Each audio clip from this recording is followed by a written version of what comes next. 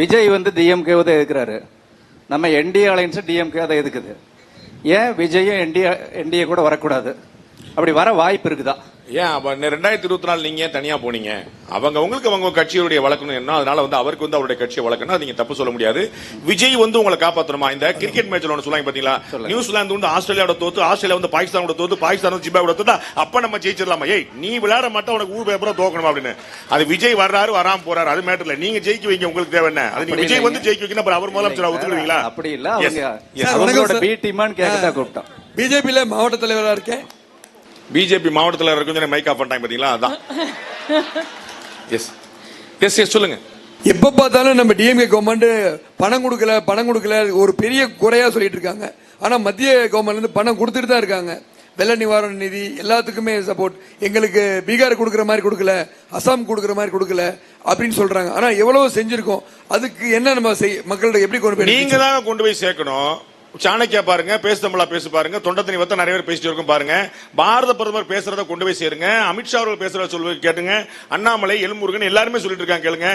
Last 10 வருஷத்துல 11 லட்சம் கோடி ரூபாய் தமிழ்நாட்டுக்கு மட்டும் மத்திய அரசு ஒதுக்கி இருக்கு. 11 லட்சம் கோடி ரூபாய்.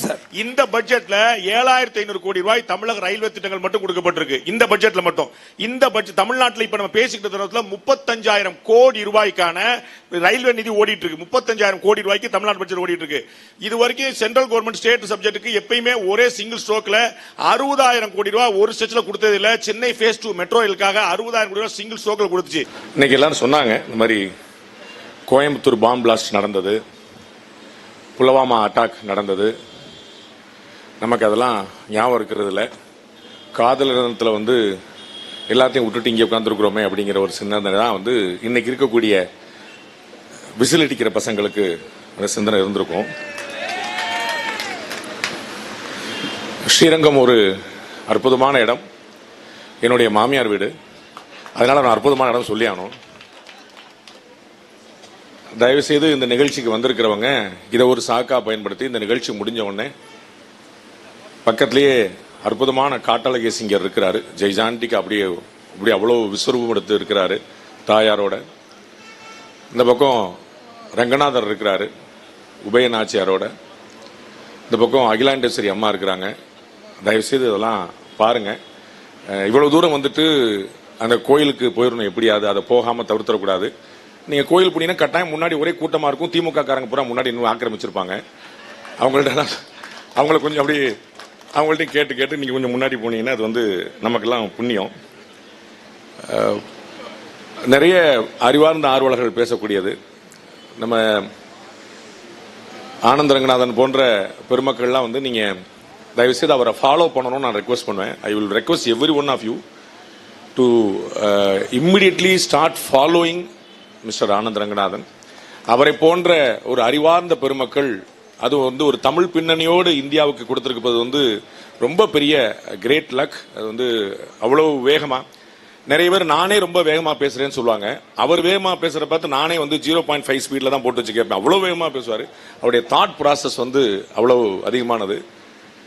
நிறைய சந்தர்ப்பத்தில் பிஜேபி எல்லாம் திட்டுவாரு. அவர் வந்து அதெல்லாம் வந்து அதான் அவருடைய நியூட்ரலிட்டிக்கான ஒரு அடையாளம் வச்சுக்கோங்க. அவ்வளோ பெரிய படிப்பாளி, அவ்வளோ பெரிய அறிவாளி, நிறைய விஷயங்களை ரொம்ப ஸ்ட்ராங்காக ஆணித்தரமாக சொல்லக்கூடியவர். நீங்கள் பார்த்துருப்பீங்க, என் அக்கா கஸ்தூரி அவங்க வந்து மிஸ் மெட்ராஸாக இருந்தபோது நான் 3ஆம் கிளாஸ் படிச்சுட்டு இருந்தேன். அது வந்து அப்போ இருந்து நான் வந்து சின்ன வயசுலேருந்து பார்த்துட்டு இருக்கேன். அக்கான்னு எனக்கு வந்து ரொம்ப பிடிக்கும். அக்கா வந்து அந்த அக்கா மிஸ் மெட்ராஸ் வாங்கலாம் அக்கா அப்படின்னு எனக்கு வந்து ரொம்ப பிடிக்கும். அது மாதிரி தம்பி ராஜவேல் நாகராஜ் நீங்க நிறைய கேட்டிருப்பீங்க. அந்த அற்புதமான காதல் குரலுக்கு சொந்தக்காரர். அவருடைய எவ்வளவு உயர்த்தி உங்களை சொல்லியிருக்கிறேன் நான். எவ்வளவு பேர் இந்த சின்ன வயசுல இருந்து நீங்க அப்படியே இருக்கிறீங்கன்னு சொல்லி சொன்னா உங்களை வந்து இவ்வளவு எங்க வந்து யார் இருக்கா பாருங்க. அதிகமான இளைஞர் நிலை உங்களுக்கு தான் வந்து வாய்ப்பு கொடுக்கணும் நீங்க பாத்து. ஸோ வந்து அடுத்து என்னுடைய தம்பி ராஜவேல் நாகராஜன், உங்களுக்கு தெரிஞ்சிருக்கும், அவரும் ஒரு வரி சொன்னாரு. என்னை வந்து எல்லாருமே கழுவி ஊத்துவாங்க, உங்களுக்கு தெரியும். நம்ம வந்து நம்மளை கழுவி ஊத்துறதுன்னு அது லட்டு சாப்பிட்ற மாதிரி. அதுல அதிகமா அடிச்ச தம்பியில ஒரு தம்பி நம்ம ராஜவேல் நாகராஜன் தான். அடி பாண்டே நீங்க வாங்கின பட்டமா அப்படின்னு கேட்டாரு தம்பி. அது பயங்கரமா. சரி, நமக்கு வந்து அந்த அணியில வந்து பயங்கரமான ஆட்கள்லாம் இருக்கிறாங்க, நல்லா படிச்ச பிள்ளைகளா, நம்ம இவ்வளவு பெரிய சாங்கா இருக்கிறாங்க நினைச்சுக்கிட்டு இப்படி கொஞ்சம் திரும்பி பார்க்கறத பார்த்தா தம்பி நமக்கு முன்னாடி ஓடிட்டு இருக்காரு. பாஸ் எங்க பாஸ் நீங்க அங்க இருந்தீங்களே அப்படின்னா, போங்க பாஸ் நீங்க எல்லாம் நடுநிலை இல்லைன்னு சொல்லிட்டு இருப்பீங்க, அண்ணன் வந்து இந்த பக்கம் வந்துட்டு சொல்லிட்டு அடிச்சு நொறுக்கி. இப்போ வந்து எப்பயுமே உங்களுக்கு தெரியும்ல, இங்கேயே நான் 40 வருஷமா அந்த கட்சியில இருக்கேன்னு சொல்லி சொல்லுவாங்க, அவங்க யாரும் மதிக்க மாட்டாங்க. திடீர்னு வேற கட்சியில இருந்து வருவாங்க, அவங்களுக்கு பயங்கரமான மரியாதை.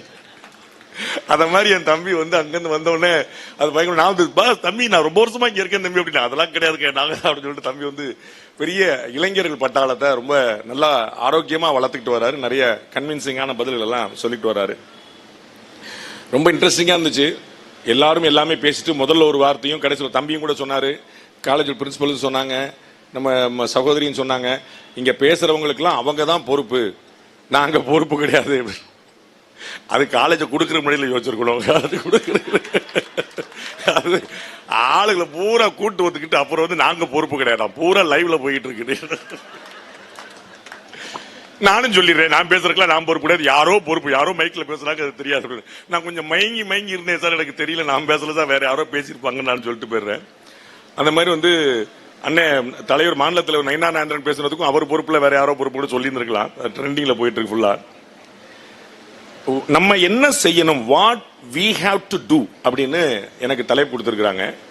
நான் வந்து வாட் வி ஹேவ் டு டூலாம் சொல்றேன் கிடையாது, வாட் யூ ஹேவ் டு டூன்னு சொல்றேன். அதான் கொஞ்சம் ஈஸி, ஏன்னா வி ஹேவ் டு டூ நானும் செய்யணும். அதனால யூ ஹேவ் டு டூ அப்படிங்கிற சொல்லிட்டா எனக்கு வந்து ரொம்ப ஈஸிங்கனால நீங்க என்ன செய்யணும் பாக்குறேன். மேக்சிமம் இது வந்து ப்ரொஃபஷனல் செல்லுடைய ஏற்பாடா இருக்கிறதுனால அவங்க வந்து மாநிலம் முழுக்க நிறைய விஷயங்கள் பண்ணிட்டு இருக்காங்க. சில டேட்டாக்களை மட்டும் கொஞ்சம் கொண்டு போகலான்னு பாக்குறேன். முதல்ல என்ன செய்யணும் அப்படின்னா, நீங்க வந்து ஒரு 2026 தேர்தலை மனதில் வச்சுட்டு பேசுறதுனால முதல்ல தயவு செய்து எல்லாரும் ஓட்டு போடணும். அதான் ரொம்ப முக்கியம். வாட் யூ ஹேவ் டு டூனா ஃபர்ஸ்ட் எல்லாரும் போய் ஓட்டு போடணும். தவறாம ஓட்டு போடணும். காலையில 7 மணிக்கே போய் ஓட்டு போடணும். இல்லாட்டி எஸ்ஏஆர்ல உங்க பேர் எடுத்துட்டாங்கன்னு அவங்க சொல்லிடுவாங்க.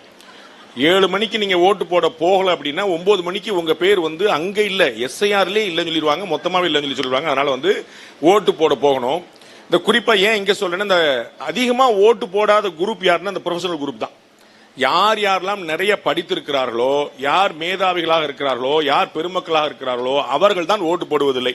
அவங்க எல்லாம் என்ன சொல்லுவாங்க, இந்த அரசியல்வாதிகள் வேஸ்ட் சார், அதெல்லாம் ஒன்னும் சரியில்லை சார், அண்ணாமலை மாத்திட்டாங்க, இனிமே நான் ஓட்டு போடுற மாதிரி ஐடியா இல்ல. அண்ணாமலே பிஜேபியா தான் ஓட்டு கேட்டு இருக்காரு.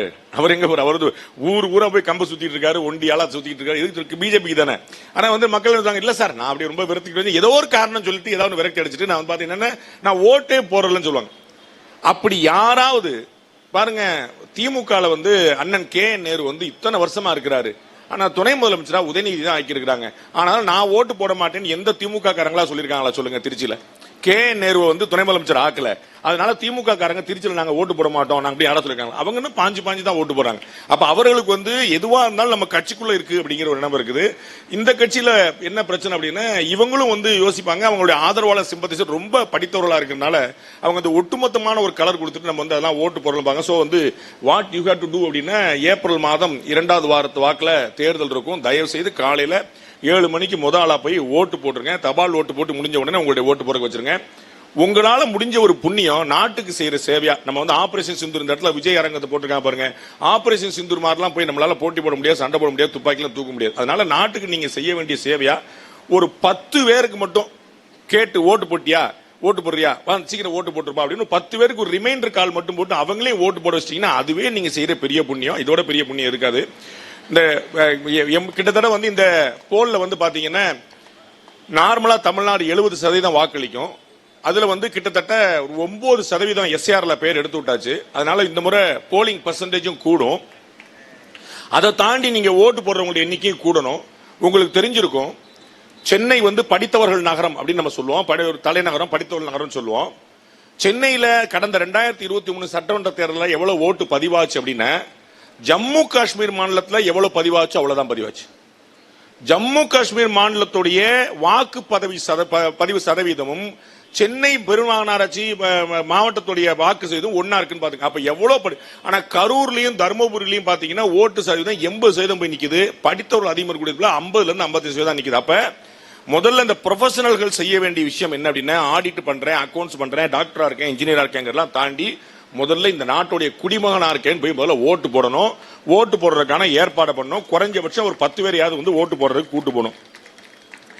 அடுத்த விஷயம் பாத்தீங்கன்னா, இந்த அலையன்ஸ்ல, அதாவது என்டிஏ அலையன்ஸ்ல, பிஜேபி ஏடிஎம்கே அலையன்ஸ்ல வந்து எவ்வளவு வேணுமோ அவ்வளவு அடிச்சுக்கிட்டு எல்லாம் ரத்த விளார ஆகி எல்லாம் முடிஞ்சு செட்டில் ஆயாச்சு, எல்லாம் அமைதி ஆயிட்டாங்க, ரைட்டுப்பா எல்லாம் சண்டை போட்டோம் முடிஞ்சு வச்சு, இப்பெல்லாம் அடுத்த படம் ஆரம்பிச்சு வாங்க எல்லாம் ஒற்றுமையா இருப்போம்னு கிளம்பியாச்சு.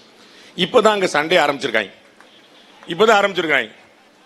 இவங்க வந்து 2 வருஷம் முன்னாடியே போட்டு டயர்ட் ஆயிட்டாங்க. 2024 சண்டே எல்லாம் போட்டு முடிச்சு இப்ப செட்டில் ஆயிட்டு நம்ம எல்லாரும் யோசிச்சாங்க, பிஜேபி ஏடிஎம்கே எதுக்குப்பா இவ்வளவு சீக்கிரம் 2025 ஏப்ரல் 2026 ஏப்ரல்ல வரப்போற தேர்தலுக்கு 2025 ஏப்ரல் ஏன்பா செட்டில் ஆனீங்க அப்படின்னா, நம்ம வந்து அவ்வளவு அடி அடிச்சிருக்கோம் பரஸ்பரமா, அது பூரா செட்டில் ஆகணும் அப்படிங்கறக்கா 1 வருஷம் முன்னாடி அந்த காயம்லாம் ஆறி வடுவெல்லாம் மறைஞ்சு இப்ப வந்து சரியா போச்சு. இப்பதான் இந்த பக்கம் வந்து திமுக காங்கிரஸ் கூட்டணியில அடிதடி ஆரம்பிச்சிருக்குது. நான் போல மலை போல நம்பி இருக்கிறது மாணிக்கம் தாக்கூரை தான். அவர் வந்து உங்களை விட ரொம்ப சின்சியரா இருக்கிறாரு. அவர் வந்து I have to compliment him. அவர் தான் மலை போல நம்பி இருக்கிறேன். அவர் வந்து விடவே மாட்டேன்றாரு. தமிழக முதலமைச்சர் வந்து இந்த பக்கம் அவர் சொல்றாரு, கூட்டணி ஆட்சி எல்லாம் ஒத்து வராது அப்படின்னு சொன்னது யாருங்க? தமிழக முதலமைச்சர். இந்த பக்கம் இவர் ட்வீட் போடுறாரு, எது ஒத்து வரும் எது ஒத்து வராங்க மக்கள் முடிவு பண்ணுவாங்க. அடடா அடடா அடடா, இது பிரமாதமா இருக்கு. நாங்க எங்களுடைய உரிமையை தான் கேட்கிறோம். நேத்து அமைச்சர் ராஜகண்ணப்பன் பேசுறாரு, காங்கிரஸ் கட்சியில இருக்கிறதே 1-2 பேர் தான், 67க்கு அப்புறம் ஆட்சிக்கே வந்தது கிடையாது, அது சொன்னா கோவம் வேற படுறாங்க அப்படின்னு ராஜகண்ணப்பன் திமுக அமைச்சர் வந்து சொல்ற, இதை சொன்னா கோவம் வேற படுறாங்க அப்படின்னு. உடனே அதை கட் பண்ணி அண்ணன் மாணிக்க ஊடகங்கள் பூரா வேலையை செய்யறதில்ல, எல்லா வேலையும் இப்போதைக்கு மாணிக்க தாக்கூர் தான் பண்றாரு. ராஜவேல் நாகராஜன் கஸ்தூரியோட கவலை எல்லாம் தீர்த்து வைக்கிறது வந்து மாணிக்க தாக்கூர் தான். அவர் உடனே கட் பண்ணி எடுத்து நியூஸ் 18 தமிழ்நாட்டில் வந்து அதை கட் பண்ணி எடுத்து போட்டுட்டு, நாங்க ஒன்னும் எதுவும் பங்கு கேட்கல, எங்களுடைய உரிமையை தான் கேட்கிறோம், நீங்க 177 போட்டிட்டு 130 தானே ஜெயிச்சீங்க, நீங்க தோத்த இடத்துல தான் கேட்கிறோம். என்ன சிந்தனை இந்த மாதிரி ஒண்ணு யோசிக்கவே முடியல. நீங்க உங்க ஸ்ட்ரைக்கிங் ரேட் என்னப்பா? நாங்க 25 வாங்கினோம் 18 ஜெயிச்சோம், நீங்க 180 போட்டிட்டு 130 ஜெயிச்சீங்க, யார் அதிகமா ஜெயிச்சிருக்கா? அப்ப நீங்க தோத்த இடங்களை கொடுங்க அப்படின்றாங்க. இப்ப யார் தோக்குறீங்களோ அவங்களுக்கு ஒரு போட்டி போல தெரியுது, எனக்கு தெரியல. இந்த சண்டை சுமூகமா முடிஞ்சிடும், அதுல வந்து ஒண்ணு குழப்பம்ல. நம்ம பயங்கரமா மல்லு கட்டி மான்கராத்தை எல்லாம் போட்டுட்டு அப்படியே விஜய் கூட போயிருவாங்க போல தெரிஞ்சு திரும்பி வந்து ஒண்ணு சேர்ந்துருவாங்க. எனக்கு காங்கிரஸுக்கு வந்து 20 வருஷமா கூட இருக்கிறாங்க. நீங்க வந்து சில வீட்டுல பொண்டாட்டி புருஷனுக்கு சண்டையை பார்த்தா அநேகமா சாயந்தரம் டைவர்ஸ் ஆயிரு நினைப்பீங்க, ஆசரவே மாட்டாங்க. அதுக்கப்புறம் 2 பேரும் மூசு உட்காந்துருப்பாங்க. அவன் வீட்டுக்காரன் பயங்கர கோவத்துல உட்காந்துருப்பான். வீட்டம்மா சொல்லுந்தா அந்த காஃபியை கொண்டாது கூடு அப்படிமா. அவர் காஃபி என் பொண்டாட்டி தெரியும், கோமா இருந்தாலும் காஃபி சாப்பிட்டா சாந்தமான தெரியும், ஒரு காஃபில செட்டில் ஆயிடுவாங்க. அத மாதிரி வந்து ஒரு 2 சீட்டு முன்ன பின்ன வந்து அந்த அது குடும்பம் வந்து செட்டில் ஆயிடும். ஏன்னா 20 வருஷமா கூட்டு கொடுத்துன இருக்காங்க காங்கிரஸ் திமுக. நீங்க புரிஞ்சுக்கணும், 2004 இருந்து தேவர் இன் அலையன்ஸ் அதர் தென் 2014, 2014 தவிர அவங்க தொடர்ந்து அலையன்ஸ் இருக்காங்க. அதனால அந்த சண்டையெல்லாம் புரிந்து கொள்ளக்கூடிய சண்டை தான், ஒன்றும் பிரச்சனை இல்லை.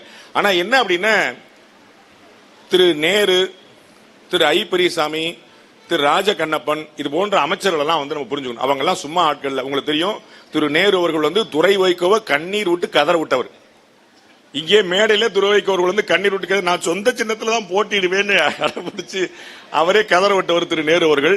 சோ எலெக்ஷன்ல வந்து நிக்கும் போது அவங்களுக்குள்ள கெமிஸ்ட்ரி எப்படி ஒர்க் ஆகுதுங்கிற நம்ம பார்க்கணும். அப்கோர்ஸ் நம்ம திண்டுக்கல்ல, திருச்சியில, மதுரையில இது மாதிரியான ஒரு பெரிய சவால்கள் காத்திருக்குன்னு பார்க்கலாம். நண்பர்களே, சில புள்ளி விவரங்கள் மட்டும் சொல்ல விரும்புறேன். அது வந்து என்னுடைய குக்கப் ஸ்டோரி கிடையாது. நீங்க எல்லாமே வந்து திரு ராகவன் அவர்கள் சொன்னது போல நீங்க எல்லாமே நீங்க வந்து ஏஐ மூலமாவோ கூகுள் மூலமாவோ நீங்க பார்த்து தெரிஞ்சுக்கலாம். திராவிட முன்னேற்ற கழக கூட்டணி அவர்கள் பெறக்கூடிய வாக்குகள் தொடர்ந்து குறைந்து கொண்டே வருகின்றன. இது கேட்கறதுக்கு வந்து உங்களுக்கு ரொம்ப ஆச்சரியமா இருக்கும், என்ன சார் நீங்க கன்சிக்யூட்டிவ் விக்டரி தொடர்ந்து வெற்றி பெற்றுக்கிட்டே வர்றாங்க அப்படின்னு.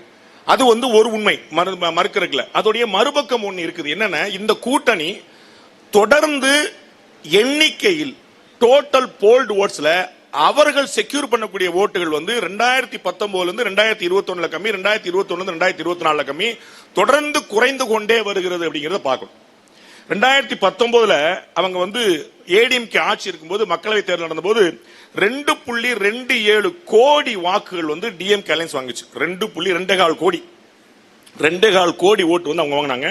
53% மொத்த போல்டு ஓட்ஸ்ல 53%. அக்கம் பக்கத்துல யாருமே கிடையாது. அந்த அளவுக்கு 2014 நரேந்திர மோடி அவர்கள் வாங்கின மாதிரியான ஒரு பெர்சன்டேஜ் பெருசா வாங்கினாங்க.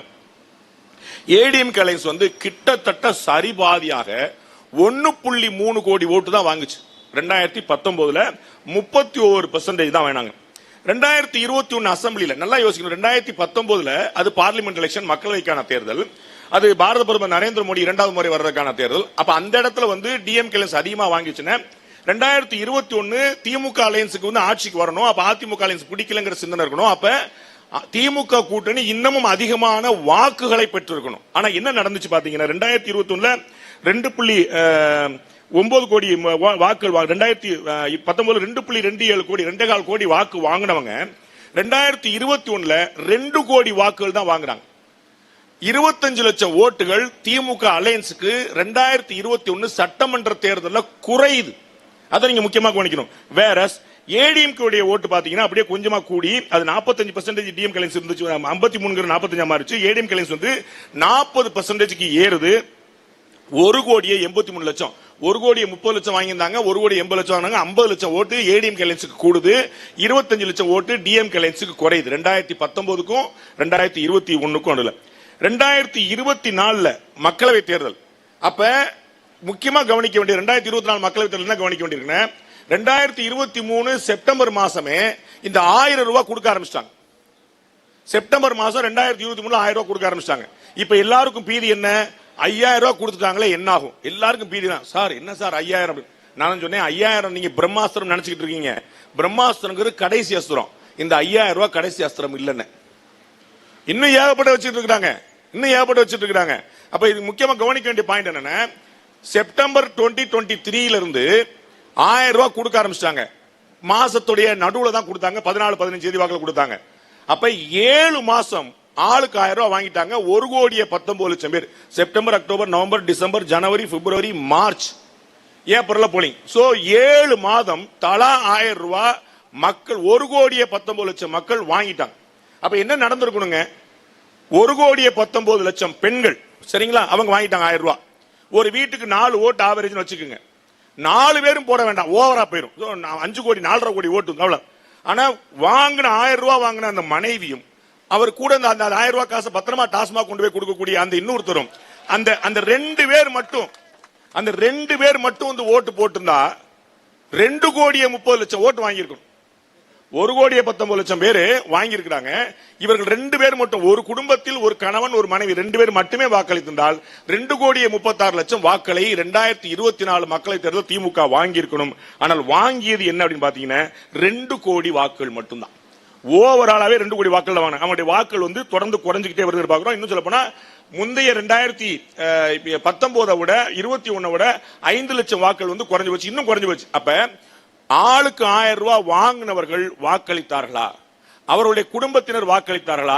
இல்லை அப்படிங்கிறது ரொம்ப தெளிவா. என்ன காரணம்? நம்ம மக்கள் எல்லாம் ரொம்ப தெளிவாயிட்டான். கேப்டன் விஜயகாந்த் அவருடைய புண்ணியத்துல 2006 வந்து திரு கேப்டன் விஜயகாந்த் அவர்கள் முதல் தேர்தலை சந்தித்த போது இந்த ஓட்டுக்கு பணம் கொடுக்கறாங்கன்னு வந்தோடனே அவர் தான் முதல்ல அந்த கூச்சத்தை போக்குனவர். ஏன்னா முன்னாடி நமக்கு ஓட்டுக்கு காசு வாங்கினா நம்மால் கூச்சப்படுவோம். கை நீட்டி காசு வாங்கிட்டேன் சார், நான் ஓட்டு போட்டான் சார், எப்படி தான் செய்யறது அடிமா. 2 பேர்ட்டையும் காசு வாங்க நினைச்சுவான். எங்க வீட்டுல 4 ஓட்டு சார், நாங்க 2 ஓட்டு வந்து ரெட்டலைக்கு போறோம், 2 ஓட்டு உதயசூர் போறோம் சார், ரொம்ப நியாயமா இருப்பான். விஜயகாந்த் அவர்கள் வந்த பிறகுதான் அவன் கொடுக்குறேன் பூரா அவன் காசு கொடுக்கல, அது பூரா ஓன் காசு, எல்லாத்தையும் வாங்கிட்டு எனக்கு ஓட்டு போடுனார். இது ரொம்ப நல்லா இருக்கே அப்படின்னு அதுக்கப்புறம் தான் அவங்க ரொம்ப ஹாப்பி ஆகி இது ரொம்ப நல்லா இருக்கேன்னு சொல்லிட்டு என்ன செஞ்சாங்க, எல்லார்ட்டையும் வாங்கிட்டு யாருக்கு வேணுமோ அவங்களுக்கு ஓட்டு போட ஆரம்பிச்சாங்க. ஆர்கே நகர்ல நடந்த சம்பவங்க என்கிட்ட வந்து அந்த கட்சிக்காரங்க சொன்னாங்க. ஆர்கே நகர்ல ஒவ்வொரு வீடா பணம் டிஸ்ட்ரிபியூட் பண்ணிட்டே வர்றாங்க. ஒரு வீட்லயே கிரில் கேட்லயே அந்த கட்சியோட சின்னம் போட்டிருக்கு, ஒரு கட்சியோட சின்னம் போட்டிருக்கு. அந்த கட்சியோட சின்னம் போட்டிருக்கே, நமக்கு ஓட்டு போட மாட்டாங்கன்னு அந்த வீட்டுக்கு காசு கொடுக்கல. அடுத்த வீட்டுக்கு தாண்டி போயிட்டாங்க.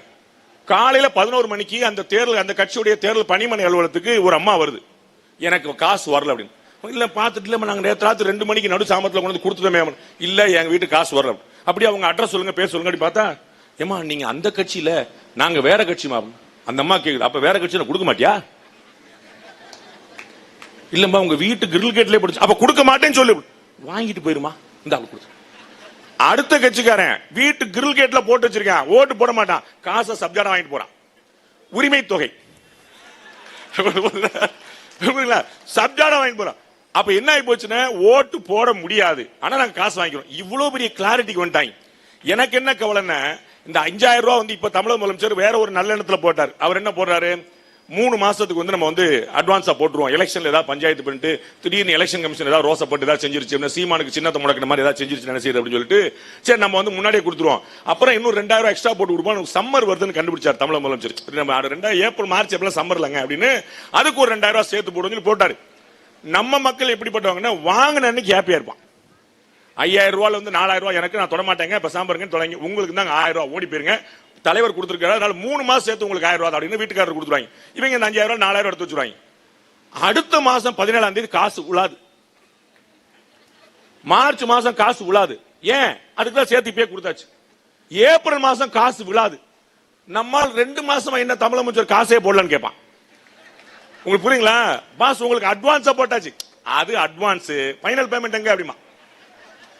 உங்களுக்கு புரியுங்களா? எனக்கு அந்த பயம் வந்துருச்சு.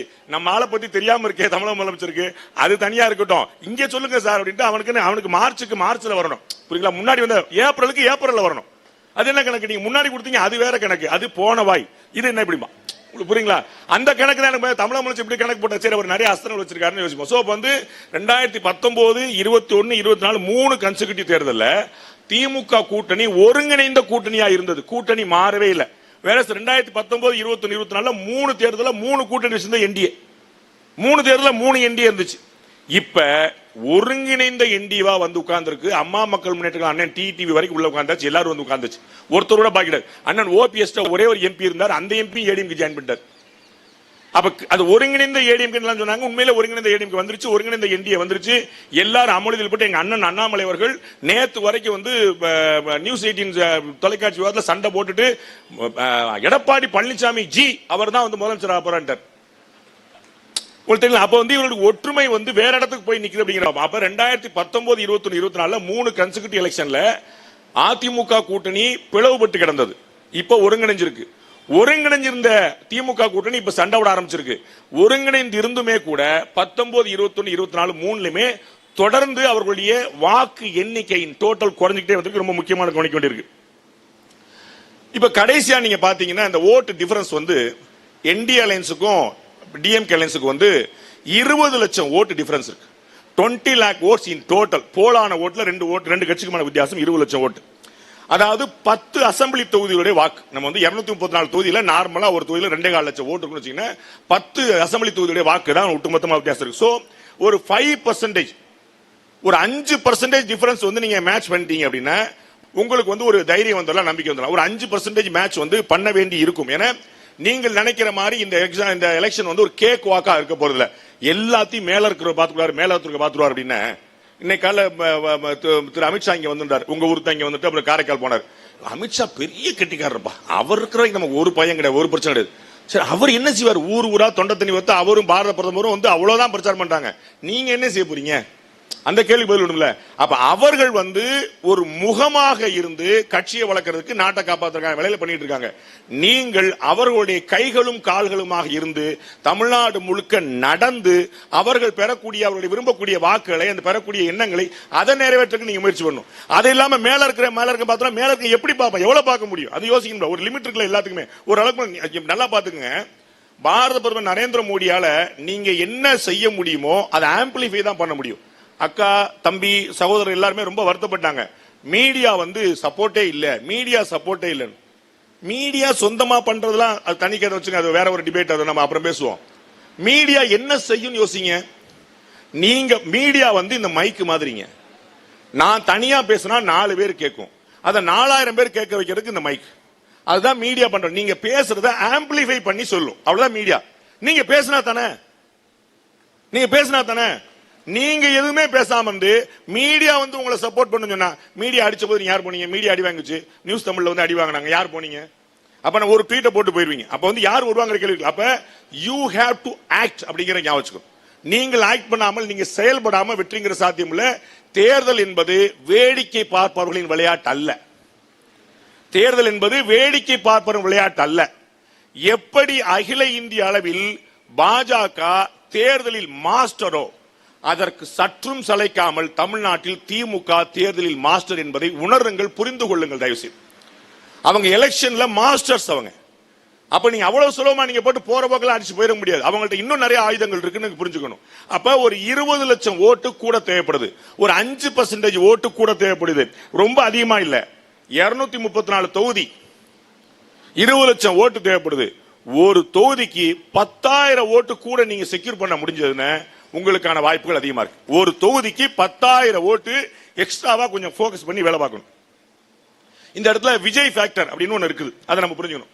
விஜய் ஃபேக்டர் வந்து இதற்கு முன்னாடி இல்லாத ஒரு பெரிய ஃபேக்டர். அது வந்து மத்தவங்க எல்லாம் வந்து 5% போயிட்டாங்க, இவர் வந்து 10-15 மேல வருவார் அப்படின்னு எல்லாரும் எதிர்பார்க்கிறாங்க.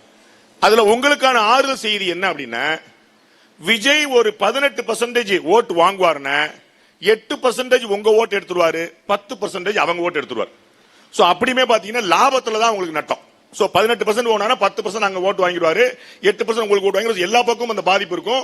உங்களை விட திமுகவுக்கு அதிகமான பாதிப்பு இருக்கும் நம்ம நம்பலாம். அதனால வந்து அது ஒரு பெரிய ஆச்சரியம் இல்ல. அதுவும் வந்து ஒரு சேம் ரிசல்ட் தான். நீங்க வந்து அதனால வந்து என்ன ஆகுமோன்னு கவலைப்பட வேண்டியதில்லை.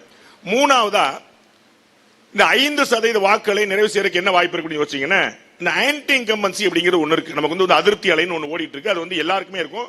பாரத பிரதமர் நரேந்திர மோடியுடைய ஆட்சியிலே 2024 மக்கள் தேர்தலை பார்த்தோம்.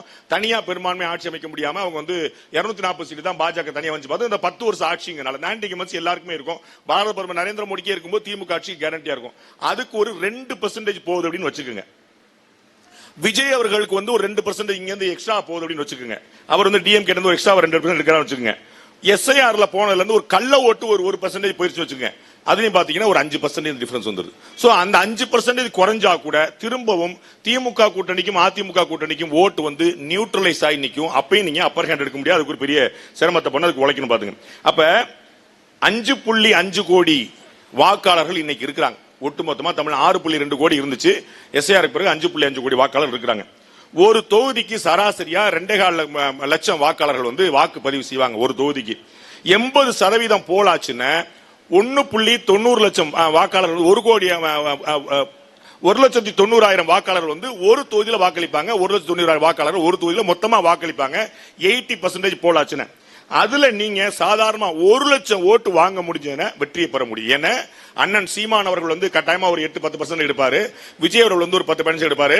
அப்ப நீங்க இந்த கூட்டணி வெற்றி பெறணும் விரும்பக்கூடியவர்கள் 1 லட்சம் வாக்குகளை உத்தரவாதமா உங்களுடைய தொகுதியில பெற முடியும்னு 234 தொகுதியில நீங்க பிளான் பண்ணீங்கன்னா வெற்றிக்கான உத்தரவாதம் அதிகமா இருக்கிறது. அதுல தெரிந்து கொள்ள வேண்டியது, 1 லட்சம் வாக்குகள் வந்து யாருமே பாக்கெட்ல வச்சுட்டு நீங்க கேப்பீங்க கொடுப்போன்னு வச்சிருக்க மாட்டாங்க. நிறைய பெரிய சிக்கல் என்ன, வாக்களிக்க விரும்புபவர்கள் கூட வரமாட்டார்கள். அப்ப அவர்களை கொண்டு வந்து எலெக்ஷன்ல உங்களுக்கு தெரியும்ல, நம்ம வந்து திருமங்கலம் ஃபார்முலா நீங்க கேள்விப்பட்டிருப்பீங்க. திருமங்கலம் ஃபார்முலாங்கிற காசு கொடுக்கறதுங்கிறது செகண்டரி, அது வேற விஷயம். அந்த மெட்ரலைஸ் பண்ணது மைக்ரோ மேனேஜ்மெண்ட், கடைசி வாக்காளர் வரை கொண்டு வந்து உட்கார வச்சுட்டு அவனை வாக்களிக்க வைப்பது, அது ரொம்ப முக்கியமான விஷயம். அந்த மாதிரி எலெக்ஷன் இன்ஜினியரிங் அப்படிங்கிறது ஒண்ணு பண்ணி நடந்தீங்கன்னா ஒரு தொகுதிக்கு 1 லட்சம் வாக்குகள் வாங்கினால் உத்தரவாதமான வெற்றி. அது கடினமான விஷயம் இல்ல, சுலபமான விஷயம் தான். ஆனால் அது நரேந்திர மோடி கையிலேயோ அமித்ஷா கையிலேயோ இல்லை, தமிழக வாக்காளர்களாகிய உங்கள் கையில் இருக்கிறது. நன்றி, வணக்கம். That is what you have to do. So they have a guilt feeling even though they want to shift. They are unable to do so because they are afraid DMK ஜெயிச்சாலும் உங்களை ப்ரொஃபஷனலி ஆர் பர்சனலி கொல்லலாம், தோத்தாலும் professionally R personally கொல்லலாங்கிற மாதிரி நிறைய ஆள் இருக்காங்க. அவங்களுக்கெல்லாம் ஏதாவது வழி உண்டா? அந்த மாதிரிலாம் பயப்பட வேண்டியதில்லைங்க. ஓட்டு மாத்தி போட்டா கொன்றுவாங்களா என்ன? நீங்க அப்படிலாம் நீங்க எந்த உலகத்துல இருக்கிறீங்க? அப்படிலாம் ஒண்ணும் கிடையாது. நம்ம வந்து ஓட்டு மாத்தி யார் போறாங்களோ தெரியவே தெரியாது. பார்லிமெண்ட்லயே வந்து இந்த கட்சிக்கு ஓட்டு போற மாத்தி ஓட்டு போட்டு ஆட்சிக்கு விழுந்த வரலாறுலாம் இருக்கு. அதனால கவலைப்படாதீங்க. நீங்க வந்து ஓட்டு போட்டா நீங்க வந்து அண்ணன் வடிவேல் சொன்ன மாதிரி உங்களுக்கு தான் ஓட்டு போட்டு சின்னத்தை காட்ட சொல்லிருங்க. யார் கேட்டாலும் அதை போட சொல்லிருங்க. ஓட்டை வந்து கரெக்டா உங்களுக்கு போட சொல்லுங்க. ஆனா நீ வெளியே கேட்டா சொல்லுங்க. எதுக்கு நீங்க சொல்லணும்? உங்கள்கிட்ட கேட்டா கூட நான் அவங்களுக்கு போட்ட சொல்லி வச்சிருக்கேன். சோ ஓட்டு போடுறது வந்து தனி உரிமை, ரகசியம், அதுல பிரச்சனை இல்லை. அப்படி கவலைப்பட வேண்டியதில்லை. Quick, please. Yes. Sir, good evening. ஒரு சின்ன கேள்வி சார். இப்போ தமிழ்நாடு பாலிடிக்ஸ் எப்படி இருக்குன்னா, ப்ரொஃபஷனல்ஸ் வந்து வாட் டு டூ அப்படிங்கிற மாதிரி ஒரு அருமையான எக்ஸ்பிளனேஷன் கொடுத்தீங்க. ஒரு கன்ஃபியூஸ் என்ன அப்படின்னா, தமிழ்நாடு அரசியலில் இப்போ இருக்கிற கரண்ட் சுச்சுவேஷனில் உங்கள் பார்வையில் நீங்கள் அறிந்தும் அறியாதது எது, புரிந்தும் புரியாதது எது, தெரிந்தும் தெரியாதது எதுன்னு தெரிஞ்சுக்கலாமா சார் ப்ளீஸ்? அப்படி எதுவுமே இல்லை. கடைசி கேள்வி. Good evening, friends, brothers, sister. I have 2 points. The PLI scheme of Indian government increases the production of GDP thanks to Indian Prime Minister. Second point is, after the Prime Minister visit to Malaysia, Devaram and Tiruvasaram were sung. Should Parliament worldwide start with this prayer? The Indian Parliament can lead the way in this. Legend says the Thai kings were crowned at the Senjur temple. Even today, Thiruvarumbai song at the coordination level to help our North Indian brothers. Pradhan Mantri ke Malaysia daur ke. Sir, உங்களுடைய கேள்விக்கு போலாம், நேரம் சுருக்கமாக இருக்கு. Thank you. அவருக்கு கேள்வியே இல்லை, என்னையே பேச கூப்பிடலன்றாரு. அடுத்த தடவை இங்க நிகழ்ச்சி நடக்கும்போது திரு சுந்தரராமன் அவர்கள் குறிப்பெடுத்துக் ஹலோ. கொள்ளுங்க. எஸ் குயிக் குயிக் குயிக் கேட்டுருங்க சார் ஒரு கேள்வி எஸ் கேட்டுங்க சார் இப்போ விஜய் வந்து டிஎம்கே தான் எதுக்குறாரு, நம்ம என்டிஏ அலைன்ஸ் டிஎம்கே அதை எதுக்குது, ஏன் விஜயும் என்டிஏ கூட வரக்கூடாது, அப்படி வர வாய்ப்பு இருக்குதா? ஏன் அப்ப 2024 நீங்க ஏன் தனியா போனீங்க? உங்களுக்கு அவங்க கட்சியுடைய வழக்கணும் என்ன, அதனால வந்து அவருக்கு வந்து அவருடைய கட்சியை வழக்கணும், நீங்க தப்பு சொல்ல முடியாது. விஜய் வந்து உங்களை காப்பாத்தணுமா? இந்த கிரிக்கெட் மேட்ச்ல ஒன்று சொல்லுவாங்க பாத்தீங்களா, நியூசிலாந்து வந்து ஆஸ்திரேலியாவோட தோத்து, ஆஸ்திரேலியா வந்து பாகிஸ்தானோட தோத்து, பாகிஸ்தான் வந்து ஜிம்பாப்வே தோத்து, அப்ப நம்ம ஜெயிச்சிடலாமா? ஏய் நீ விளையாட மாட்டா உனக்கு ஊர் பேப்பரா தோக்கணுமா அப்படின்னு. அது விஜய் வர்றாரு வராம போறாரு அது மேட்டர் இல்ல, நீங்க ஜெயிக்க வைங்க, உங்களுக்கு தேவை என்ன? அது நீங்க விஜய் வந்து ஜெயிக்க வைக்கணும், அப்புறம் அவர் முதலமைச்சர் ஒத்துக்குவீங்களா? அப்படி இல்ல, அவங்க சார், அவங்களோட வணக்கம் சார். பி டீமான்னு கேட்க கூப்பிட்டோம். பிஜேபியில மாவட்ட தலைவரா இருக்கேன். பிஜேபி மாவட்டத்தில் இருக்கும் மைக் ஆஃப் பண்ணிட்டாங்க பாத்தீங்களா, அதான். எஸ் எஸ் எஸ் சொல்லுங்க. எப்ப பார்த்தாலும் நம்ம டிஎம்கே கவர்மெண்ட் பணம் கொடுக்கல ஒரு பெரிய குறையா சொல்லிட்டு இருக்காங்க. ஆனா மத்திய கவர்மெண்ட்ல இருந்து பணம் கொடுத்துட்டு தான் இருக்காங்க. வெள்ள நிவாரண நிதி எல்லாத்துக்குமே சப்போர்ட். எங்களுக்கு பீகார் கொடுக்குற மாதிரி கொடுக்கல, அசாம் கொடுக்குற மாதிரி கொடுக்கல அப்படின்னு சொல்றாங்க. ஆனா எவ்வளவு செஞ்சிருக்கோம், அதுக்கு என்ன நம்ம மக்கள்கிட்ட எப்படி கொண்டு போய் நீங்க தான் கொண்டு போய் சேர்க்கணும். சாணக்கியா பாருங்க, பேசு தமிழா பேசு பாருங்க, தொண்டத்தனி வத்த நிறைய பேர் பேசிட்டு இருக்கும் பாருங்க. பாரத பிரதமர் பேசுறத கொண்டு போய் சேருங்க. அமித்ஷா அவர்கள் பேசுறத சொல்லுவது கேட்டுங்க. அண்ணாமலை, எல்முருகன் எல்லாருமே சொல்லிட்டு இருக்காங்க கேளுங்க. லாஸ்ட் 10 வருஷத்துல 11 லட்சம் கோடி ரூபாய் தமிழ்நாட்டுக்கு மட்டும் மத்திய அரசு ஒதுக்கி இருக்கு. 11 லட்சம் கோடி ரூபாய். இந்த பட்ஜெட்ல 7500 கோடி ரூபாய் தமிழக ரயில்வே திட்டங்கள் மட்டும் கொடுக்கப்பட்டிருக்கு. இந்த பட்ஜெட்ல மட்டும். இந்த பட்ஜெட் தமிழ்நாட்டில் இப்ப நம்ம பேசிக்கிட்ட தருணத்துல 35,000 கோடி ரூபாய்க்கான ரயில்வே நிதி ஓடிட்டு இருக்கு. 35,000 கோடி ரூபாய்க்கு தமிழ்நாடு பட்ஜெட் ஓடிட்டு இருக்கு. இது வரைக்கும் சென்ட்ரல் கவர்மெண்ட் ஸ்டேட் சப்ஜெக்ட்டுக்கு எப்பயுமே ஒரே சிங்கிள் ஸ்ட்ரோக்ல 60,000 கோடி ரூபாய் ஒரு ஸ்டெச்ல கொடுத்தது இல்ல. சென்னை ஃபேஸ் 2 மெட்ரோ ரயிலுக்காக 60,000 கோடி ரூபாய் சிங்கிள் ஸ்ட்ரோக்ல கொடுத்துச்சு சென்ட்ரல் கவர்மெண்ட் ஸ்டேட் கவர்மெண்ட்டுக்கு. இப்ப நிறைய கொடுத்துக்கிட்டே இருக்கு. நீங்க பார்க்கணும், கேட்கணும். நீங்க ஒரு கேள்விதான் சார், ஜெயிக்குமா ஜெயிக்காதா, ஜெயிக்குமா ஜெயிக்காதா, அப்படிலாம் ஜெயிக்க முடியாது. கடுமையா போய் நீங்க கேட்கணும். நரேந்திர மோடி அவர்கள் பரீட்சா பே சர்ச்சால இருந்து பேசிக்கிட்டே இருக்காரு. அவர் என்ன பேசுறாருன்னு கேளுங்க, 4 பேர் கொண்டு போய் சேருங்க. தேங்க்யூ. நன்றி.